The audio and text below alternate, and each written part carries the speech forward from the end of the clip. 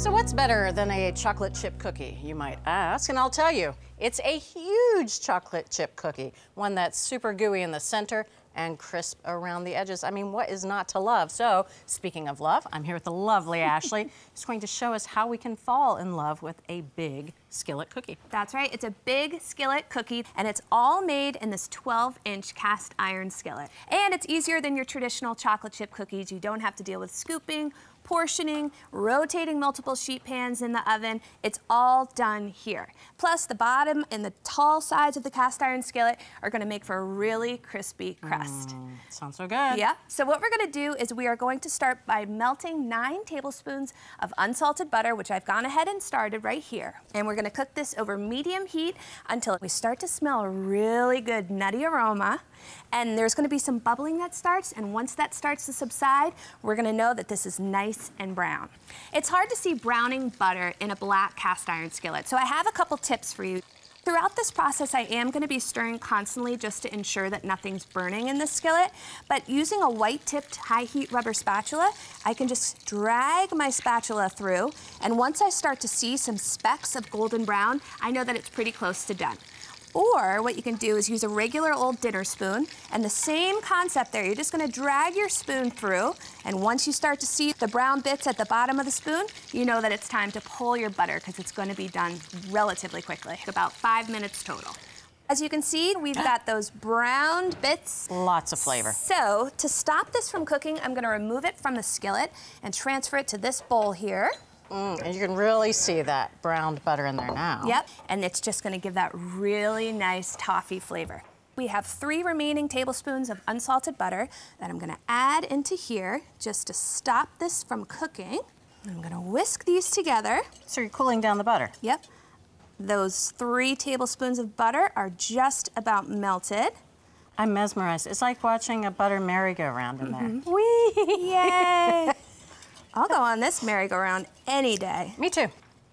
Here we have our sugars. I'm gonna add this into the butter mixture.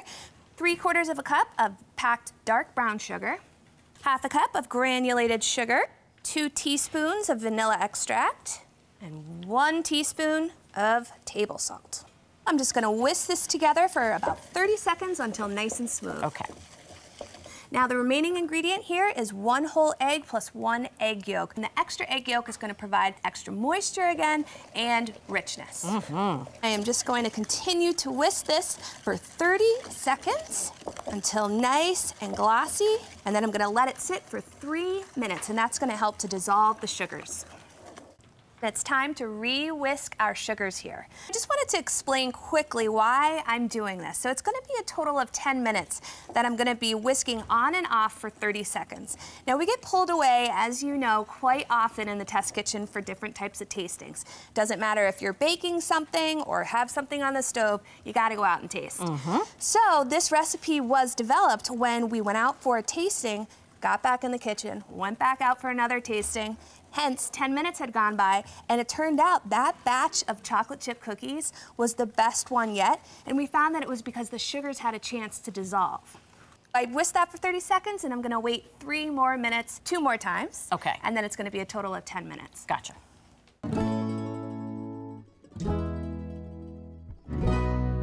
It's been 10 minutes. It's amazing how much lighter in color it gets, too.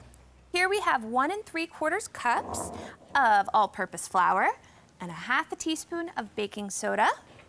And just whisk this until combined.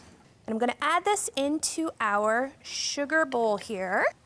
Using that rubber spatula I was using earlier, I'm gonna combine this without overmixing until just combined. You know, it's always a good idea to do what Ashley did and add any chemical leaveners like baking soda or baking powder directly to the flour and whisk it together before you add it to your butter and sugar mixture. Here you can see we have some chocolate chips. Now this is 1 cup, 6 ounces of semi-sweet chocolate chips. And the important thing here is you want to measure and weigh your chocolate chips for this recipe. And that's because they can sink to the bottom of the skillet if you're using too many of them, and it's going to scorch the bottom of your skillet. I'm going to add this here and mix this until just combined and no flour pockets remain, which will take about 1 minute. And there are no more flour pockets remaining. I'm just gonna wipe out any leftover butter that might be in the skillet. can you hold the bowl for me while sure. I transfer that in? Thank you so much. Now, using this rubber spatula, I'm just going to carefully flatten it into a single layer here. That's a big cookie. Oh, yeah. I have a 375-degree oven that's been preheating. I'm going to transfer this and let it cook for about 20 minutes until the top is nice and set and golden brown. Then I'm going to rotate the pan halfway through cooking. Ooh.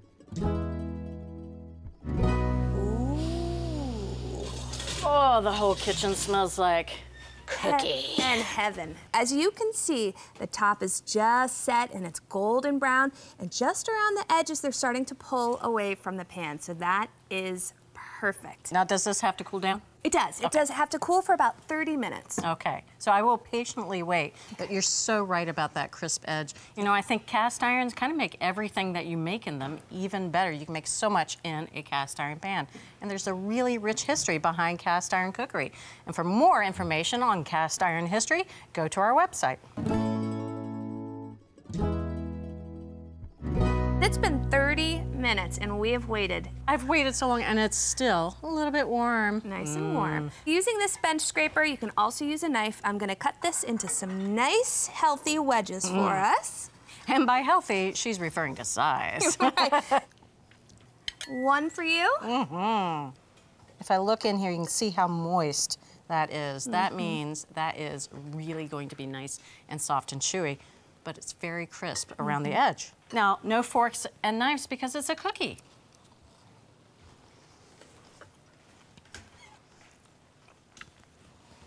Oh, yes.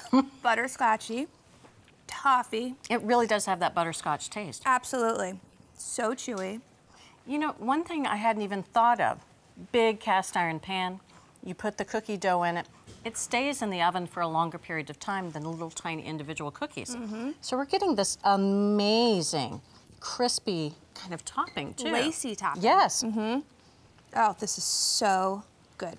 I bet this would be great for a party. You could actually make it into a happy birthday cake. Oh yeah, put a little icing on top. Our cast iron chocolate chip skillet cookie proves that sometimes bigger is better. To build a cookie with deep, rich flavor, we start by browning butter in a cast iron skillet and use 2 kinds of sugars, using more dark brown sugar than granulated for toffee flavor. After adding an egg and an extra yolk, we alternate whisking and resting the mixture for a total of 3 times, which allows the sugar to fully dissolve and bake up with a chewy center and crisp edges. Flour, baking soda, and chocolate chips are mixed in. Then the dough is patted out and baked right in the cast iron pan until golden brown. Finally, we cut the giant cookie into wedges, and there you have it, a super easy, super tasty, and super big cast iron chocolate chip skillet cookie. And you can get this recipe and all the recipes from this season, along with our testings, tastings, and selected episodes at cookscountry.com. / giant cookie. Thanks for watching Cook's Country from America's Test Kitchen. So what'd you think? Leave a comment and let us know which recipes you're excited to make, or just say hi. Now you can find links to today's recipes and reviews in the video description. And don't forget to subscribe to our channel. See you later. Alligator.